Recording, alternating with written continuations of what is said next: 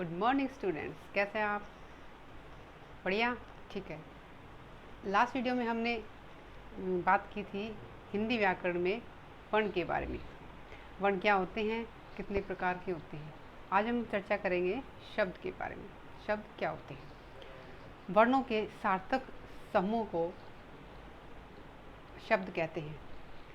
अर्थात वर्णों दो से अधिक वर्णों को जोड़कर हम शब्द बनाते हैं, लेकिन उस शब्द का कोई ना कोई अर्थ होना चाहिए, तभी वो सार्थक शब्द कहलाएगा, अन्यथा हम उनको निरर्थक शब्द बोलते हैं। अब शब्द कितने प्रकार के होते हैं? हिंदी व्याकरण में शब्दों को 4 आधार पर वर्गीकृत किया जाता है।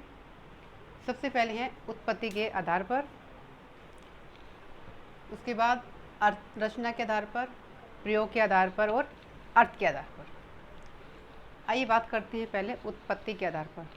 उत्पत्ति का अर्थ होता है जन्म या पैदा होना, यानी जो शब्द है उनका जन्म वो कहाँ से आए हैं, उनका जन्म कहाँ हुआ है। सामान्य अगर भाषा में बात करें तो पहला आता है तत्सम शब्द। तत्सम शब्द वो होते हैं जो हिंदी के शब्द एज इट इज़, जो कि तो हिंदी में हम प्रयोग करते हैं उनको, अर्थात संस्कृत के शब्द होते हैं उनमें कोई परिवर्तन नहीं करते, उनका ऐसे कैसे हम हिंदी भाषा में प्रयोग करते हैं, वो कहलाते हैं तत्सम शब्द। जैसे दुग्ध, पत्र, ठीक है। इसके बाद आते हैं तद्भव शब्द। संस्कृत के कुछ शब्द ऐसे होते हैं जिनको उच्चारण करने में थोड़ा सा कठिनाई आती है, मुश्किल आती है, तो हम क्या करते हैं, उनको सरल भाषा में बोलते हैं, सिंपल भाषा में। कुछ ऐसे शब्द हैं जिनको हमने उनको मरोड़ कर, यानी उनका रूप परिवर्तित करके उनका इस्तेमाल करना शुरू किया है। जैसे दूध, दुग्ध संस्कृत शब्द है, दूध, दूध का ही परिवर्तित या उसका बिगड़ा हुआ रूप है, वो कहलाते हैं तद्भव शब्द। इसी तरह से आम्र, आम्र होता है आम।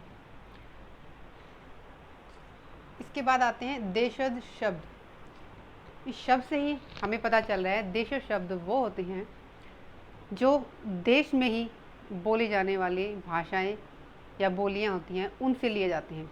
भारत एक विशाल देश है, उसमें अनेक तरह की भाषाएं और बोलियां बोली जाती हैं। जैसे पंजाबी है, उर्दू है, मराठी है, मलयालम है, कन्नड़ है, इसी तरह से अनेक भाषाएं और बोलियां बोली जाती हैं।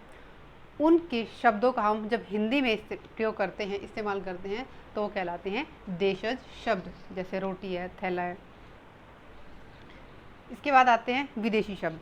विदेशी शब्द, इससे भी हमें पता चल रहा है विदेशी शब्द विदेशी भाषाओं से लिए गए शब्द क्या कहलाते हैं, विदेशी शब्द।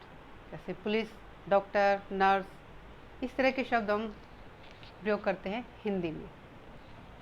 आगे चलते हैं रचना के आधार पर। रचना के आधार पर शब्द, पहले आता है रूढ़ शब्द। रूढ़ का अर्थ होता है प्रचलित। कुछ शब्द ऐसे होते हैं जो परंपरा के अनुसार किसी एक विशेष अर्थ के लिए प्रचलित हो जाते हैं, वो रूढ़ शब्द कहलाते हैं। लेकिन जब हम इन शब्दों का विग्रह करते हैं तो विग्रह करने पर इनका कोई अर्थ नहीं निकलता है। जैसे आदमी, अगर इस शब्द का विग्रह करें हम तो आदमी या आदमी, कोई अर्थ ही नहीं निकलेगा। तो इन शब्दों का, अगर रूढ़ शब्दों को यदि हम विग्रह करते हैं तो इनका कोई अर्थ नहीं निकलता है। इसके बाद आते हैं यौगिक शब्द। योग का मतलब होता है जोड़ना। यौगिक शब्द में दो या दो से अधिक शब्दों को जोड़कर हम नया शब्द बनाते हैं, वो कहलाता है यौगिक शब्द। जैसे रसोई घर, यानी जहाँ पर हम खाना पकाते हैं। विद्यालय, विद्या प्लस आलय, विद्यालय जहाँ पर हम विद्या लेते हैं, ज्ञान ग्रहण करते हैं। इसके बाद आता है योग रूढ़। योग रूढ़ शब्द देखो, योग रूढ़ में योग और यौगिक और रूढ़ दोनों की विशेषताएं पाई जाती हैं। प्लस कहने का अर्थ यह है रूढ़ भी होते हैं और यौगिक भी, यानी प्रचलित भी होते हैं। प्लस दो शब्द होते हैं, उनको जब हम जोड़ते हैं नया शब्द बनता है। यौगिक में भी इसी तरह से दो शब्दों को जोड़कर एक शब्द बनाते हैं, लेकिन यौगिक में जो शब्द हमने बनाया है उसको अगर हम विग्रह करते हैं तो उसका उन शब्दों का अर्थ निकलेगा। जैसे रसोई, घर, इसको अगर हम अलग करते हैं तो रसोई का भी अर्थ जहाँ खाना पकाते हैं, घर जहाँ रहते हैं। लेकिन योग रूढ़ में जब हम दो शब्दों को मिलकर एक नया शब्द बनाते हैं उसका कुछ विशेष अर्थ निकलता है। जो शब्द हमें दिखाई देता है, सुनाई देता है, उसका अर्थ कोई तीसरा ही निकलेगा, उनसे अलग निकलेगा। देख जैसे नीलकंठ, नील नीला, कंठ गला।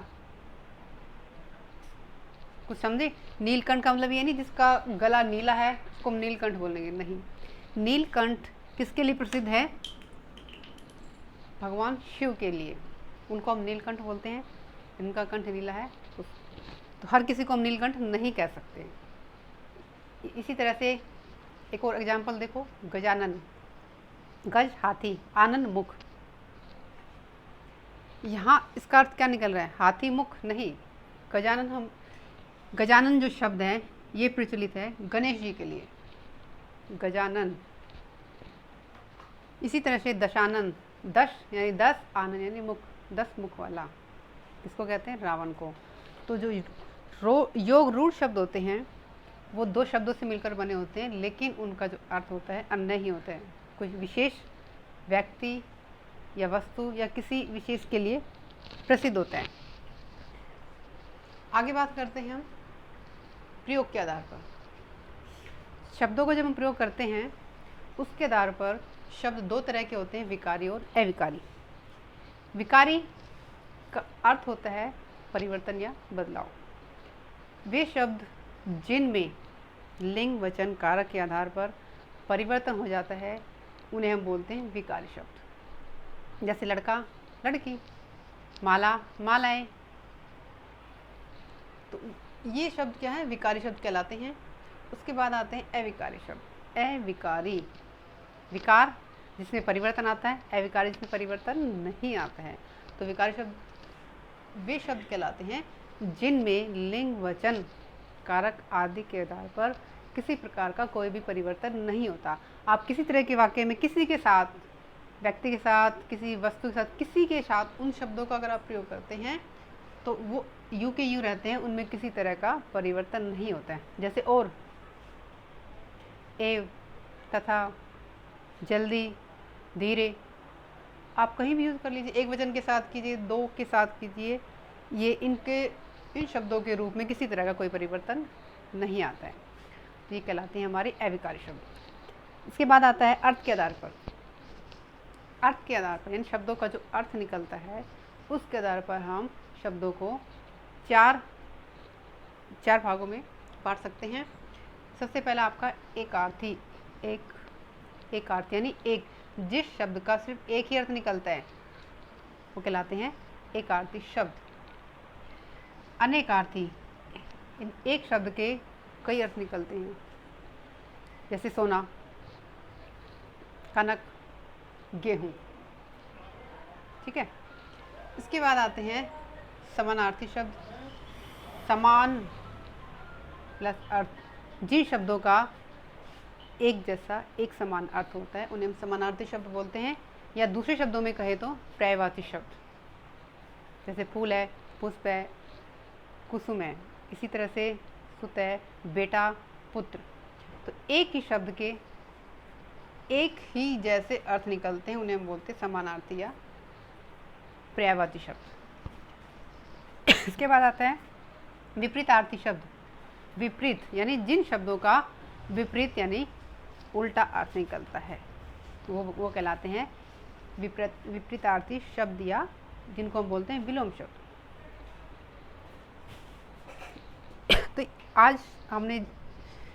आज की वीडियो में हमने जाना कि शब्दों को कितने आधार पर हम बांट सकते हैं। 4 आधार पर, रचना के आधार पर, उत्पत्ति के आधार पर, अर्थ के आधार पर और प्रयोग के आधार पर। मुझे उम्मीद है कि मैं आपको शब्द के बारे में जो बताना चाहती हूँ वो बता पाई हूँ। आई होप आपको पसंद आई होगी वीडियो। लाइक कीजिए और खुश रहिए। वीडियो देखने के लिए थैंक यू सो मच। और वीडियो को सब्सक्राइब करना ना भूलें।